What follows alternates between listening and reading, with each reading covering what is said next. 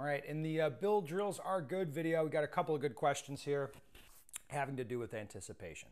Let me read one of them. I see myself flinch almost every time I fire an empty gun. My P320 doesn't always lock back on the last round, and I think there's still a round in the chamber, but I don't see rounds go low and right. He's left-handed, he says. Okay. Because of this, they all land right where I want them to go, more or less. Does this mean it's not a flinch, but something related to how my hands are used to adjust the gun back down after a shot? Am I doing something wrong? Yeah, so I think the way that we divide it up is pre-ignition push and post-ignition push. So most people at the, when they're shooting aggressively, when they pull the trigger, they'll move other muscles like in their hands, and they'll move the gun down. So like pre-ignition push, we call that. So they're pushing the gun down, or they're anticipating that there's going to be recoil, and again, they push into the recoil that they're anticipating. However, because of physics, when you fire a pistol, like boom, it goes off, it's going to go up a little bit in recoil, all right, a little bit. So I mean, if you look at it from the side, boom, it goes up like maybe to here, I don't know. It doesn't move that much, but it's going to move up a little bit. What I advocate, and I think a lot of people now, is to say, hey, you focus your vision on a spot, and the gun intuitively is going to return right to that spot. It's not like a mechanical technique or something like that. Think about it like driving.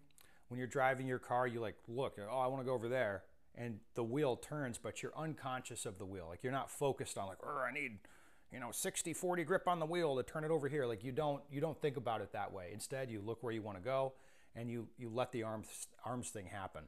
That's how I think you should do recoil control, by the way. It's like look at the spot you want the gun to return to, and as long as you don't try to push it back down, it'll keep returning pretty much without effort to the spot you want to hit. As you train this, you train this a little bit, it becomes like an intuitive thing that you're not going to think about this. This is all happening unconsciously.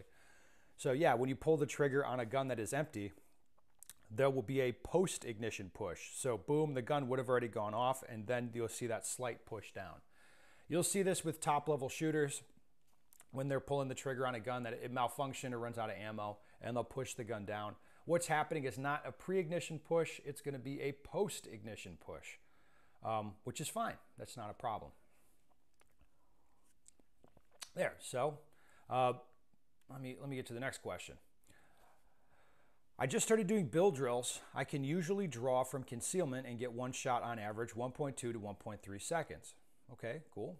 But when I do build drills, I do my string of 6 shots. For some reason, my first shot always drops to around 1.6 to 1.7 seconds.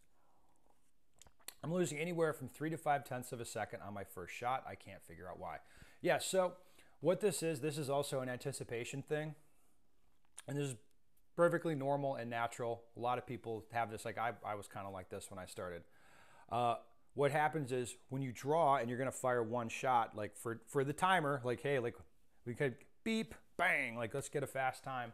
When you're doing that kind of thing, there's no follow-on shots. Like that. Even though you can pretend that you don't know that, but you do. You're just going to fire the one shot. So whatever. So you'll draw, fire that shot, and clack off a fast time. But when you're going to shoot a string of 6 shots, well, now you have, like, the grip has to be put together right, and you're going to be stacking multiple rounds on top of each other. So what people are going to do is they'll like bear down on the gun, start gripping it properly, maybe even really confirm the aim, like, okay, yeah, it's right where I want, and then they'll start pulling the trigger.